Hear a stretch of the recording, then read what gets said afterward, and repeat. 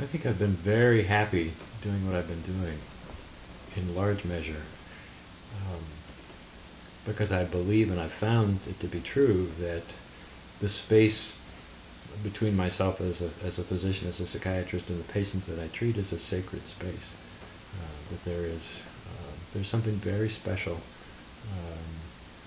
very soul enhancing, if you will, about being able to meet people at that level of intimacy and openness in a healing context. And it's lasted through a whole career. It's not something that, done well, ever gets boring. It does. I was going to say it doesn't ever get excessively difficult. It certainly gets very difficult sometimes because of the levels of pain and distress that people, bring to us as physicians and ask us for help in trying to resolve, or at least to mitigate in some way. But I think the other piece of it is, I think I learned fairly early along to take good care of myself, not to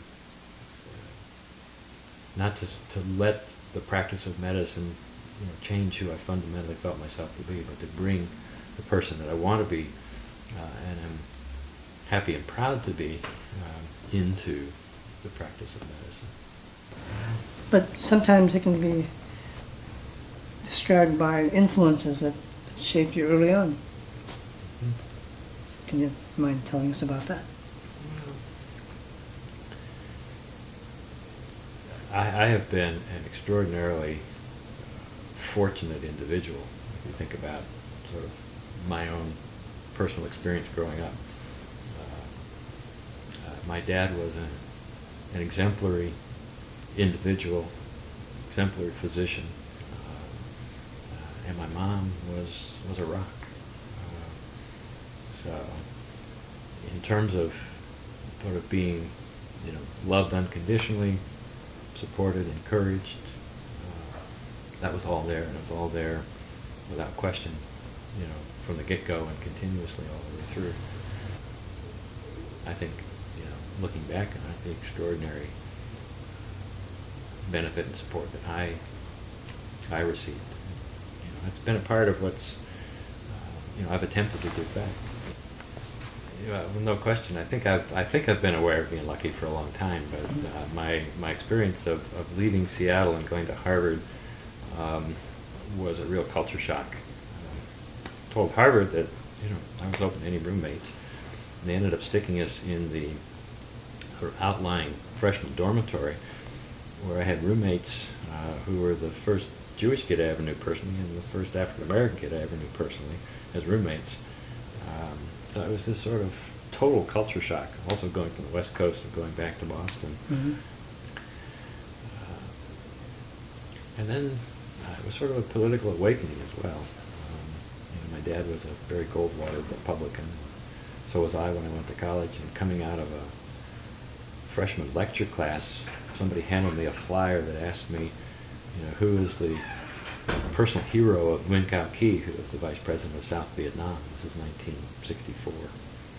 And the answer was Adolf Hitler. And it was just sort of this linchpin that got me started sort of questioning, asking, well, what is this all about?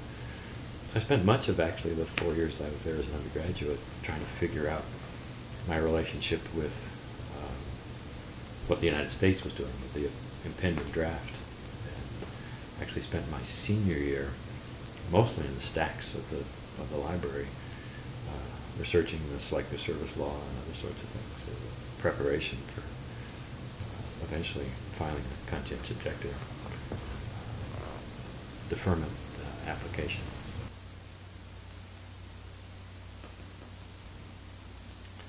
I think at the core of it all, life is sacred. However you want to look at it, I think it's central to what I assume a conscientious physician believes. It's certainly central to what I think it takes in order to raise healthy kids. And I've certainly come to believe that every single individual has as a birthright, that they are precious. They are a precious gift of creation, if you will, however you want to think about that. And to hold that up as the value that underscores all of the ways in which we relate to each other, all the things that we do to and for each other, keeps it in a growing, healing, value-enhancing mode, as opposed to the various ways in which we get off key, off track, and begin to traumatize each other. A piece of what I learned, all the way back to my freshman year at Harvard, but maybe was imbibing some from even before that, is that the world can be a harsh and ugly place, horribly ugly place. And, I wanted to bring the gifts that I had been given, and the gifts that I have to offer to try to make it a good place, a loving place, a caring place. And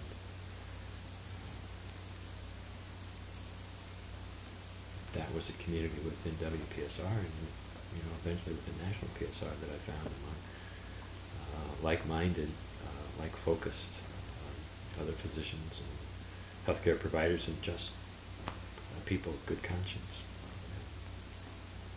So consequently, that's just been a very sustaining community to be a part of. So it seems as many people we walk amongst have a distraction away and can't quite conceive of every human being being sacred. How do you, I mean, it seems obvious you live it by example. How do you help your patients and people around you to kind of peel that layer closer to be able to perceive that sanctity, that sacredness? The two places that it tends to come up most often are one with really depressed, sometimes suicidal patients, Mm-hmm. Especially ones that have been maltreated growing up. Lots of times the folks that I end up working with, and I imagine that you do too, are people who come in because of depression and anxiety that's the consequence in many ways of being emotionally, if not otherwise, mistreated growing up, not getting the experience of being precious in the eyes of their parents, and helping to convince somebody who was sexually abused or emotionally abused growing up that you in fact you are precious.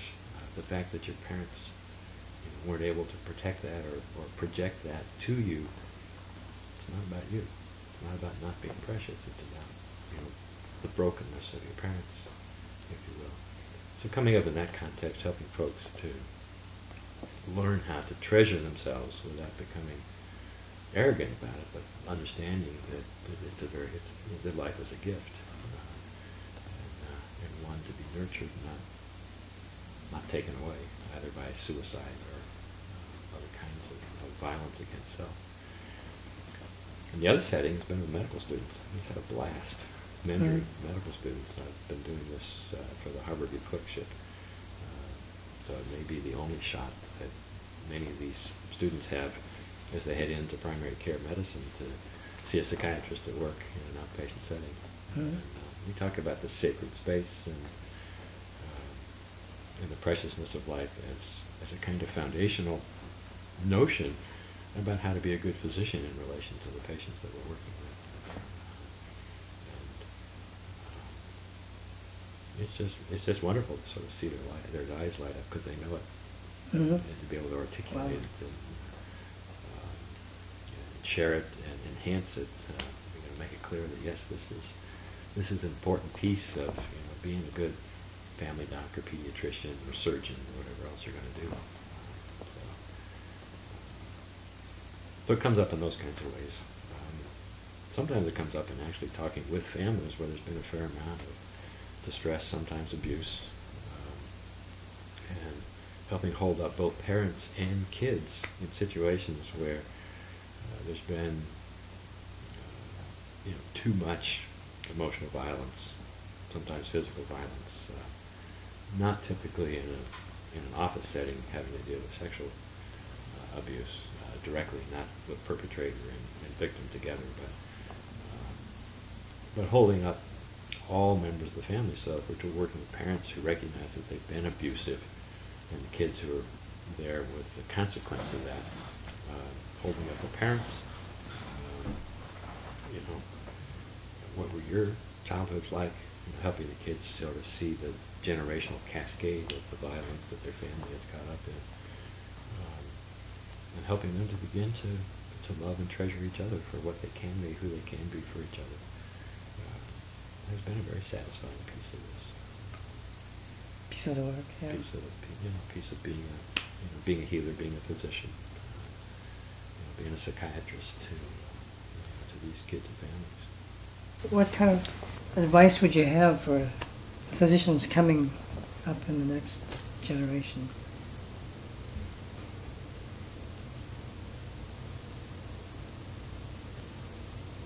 I think probably most to respect the best in the traditions of medicine. Above all else, do no harm. But beyond that, the healing profession has been and can continue to be a revered profession for what it brings in the way of good-hearted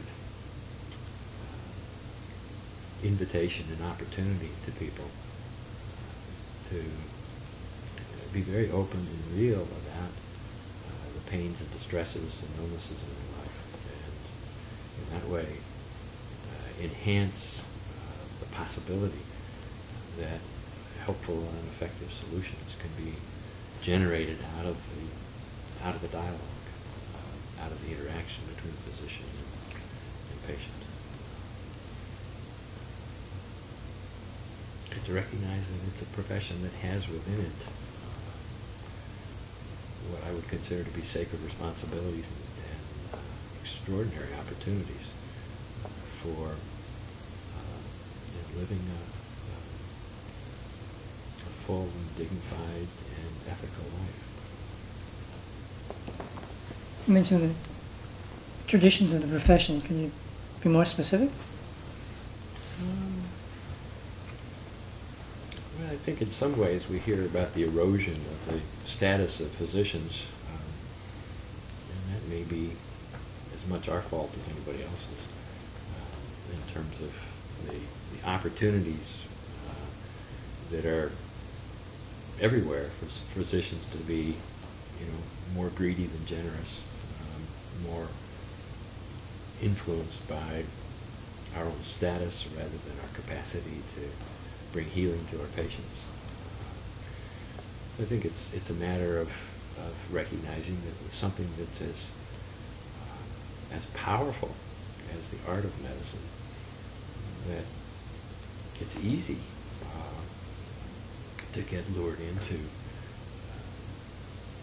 taking advantage of the status, taking advantage of the opportunities that are so robust in medicine for ourselves over against our patients, as opposed to sharing that wealth, not denying it to ourselves, but sharing it with our patients.